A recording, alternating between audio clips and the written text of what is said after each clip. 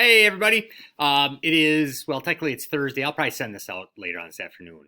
It is Thursday afternoon right now. Hopefully things are going well. Another beautiful day. Looks like tomorrow's going to be a snowy one, so get outside and enjoy yourselves today a little bit. We'll do another double shot of phenology, and that'll probably be it for the week. Hopefully you had a chance to read the pun of the day. All right, let's get rolling.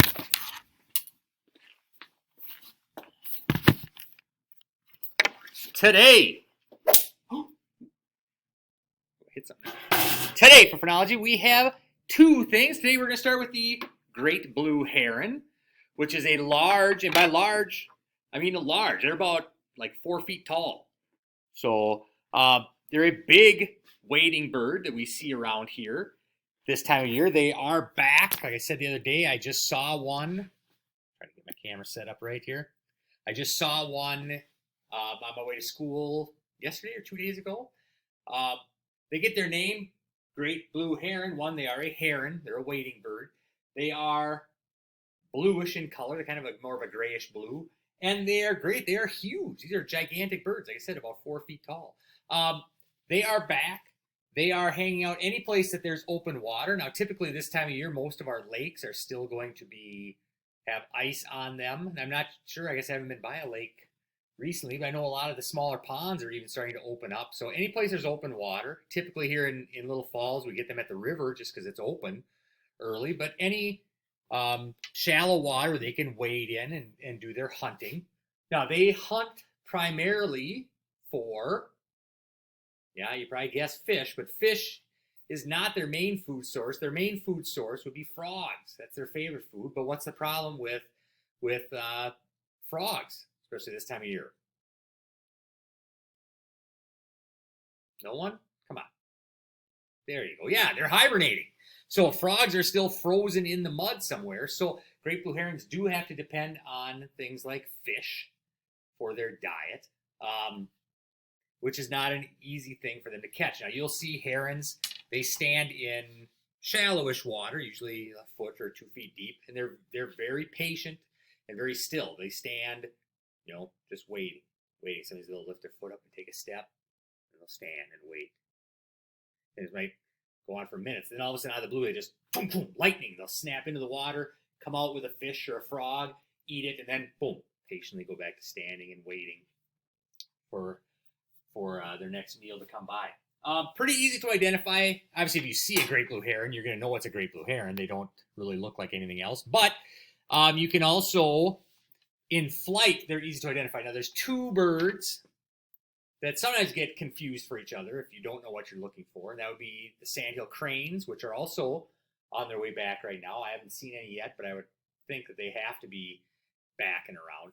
And herons. And both of them fly with their feet hanging out behind them. So if you see a giant bird flying and its feet are dangling behind them, it's either a heron or a crane.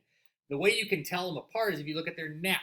Because a crane, like a sandhill crane, it'll hold its neck straight out in flight. Where a heron curls its neck up like this. So their neck goes kind of S-shaped when they're in flight. So when you see them up above, it almost doesn't even look like they have a neck. It's all scrunched up where cranes, their neck is going to be long and extended. What else can we say about them? They do roost and nest in trees, in what are rookeries, they call them. So they make these huge nests out of sticks and branches up in trees. Here's a thing for you. If you go to a like a sporting goods store, maybe like a Cabela's or something like that, often you will see great blue heron decoys. Now, why do you suppose they would sell great blue heron decoys? No, you can't shoot them. They're protected, so you can't hunt for them. Any other guesses? No, it deals with the fact that they are super, super wary birds. Okay, so they're what you'd sell them as is what's called a confidence decoy.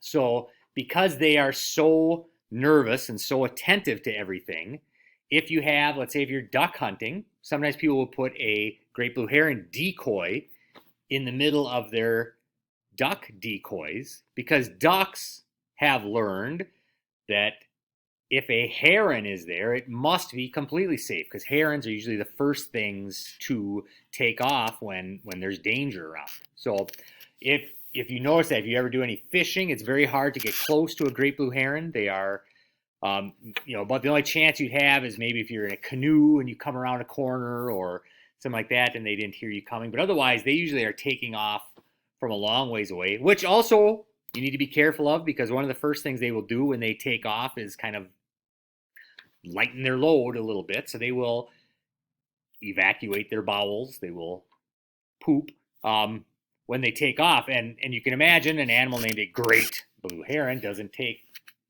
tiny little sparrow-sized poops. They drop huge cannonball blobs. So if you watch one from a distance, sometimes when they take off in a lake, so instead of watching the heron fly off, if you watch the lake down below, it's almost like a little depth charge. So you watch the heron will fly, and then all of a sudden down behind in the water, there'll be a big sploosh.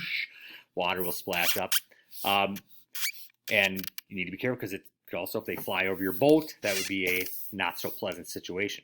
All right, real quick, our second phenology. I didn't even write the name on the board. Oh, and I forgot something about the vultures too. I'll come back to that.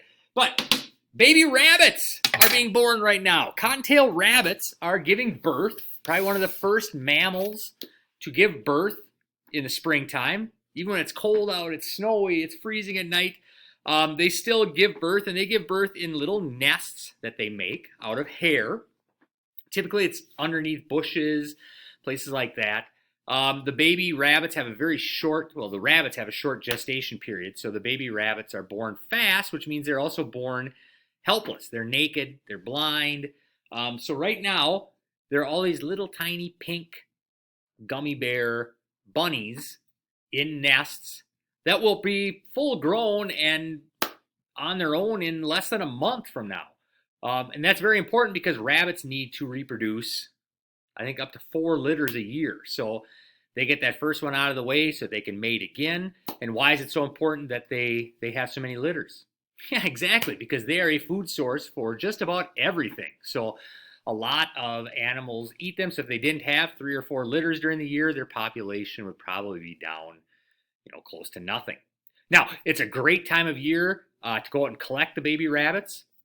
If you find the little pink ones, because their bones haven't hardened yet, so you don't even need to skin them when you eat them. You just boil them, and you can eat them whole. I'm just kidding. Don't eat baby rabbits. That would be disgusting. Often, too, if you have a dog, sometimes, I remember when I was a kid, our dog at home would sometimes come back with an animal in its mouth, and then you take it out of its mouth, and it would be nothing but hair. You think, God, he'd like suck the bones and muscles out, but probably what your dog found was a nest. So even after the rabbits are gone, they'll find that little pile of hair underneath the bushes. That's it.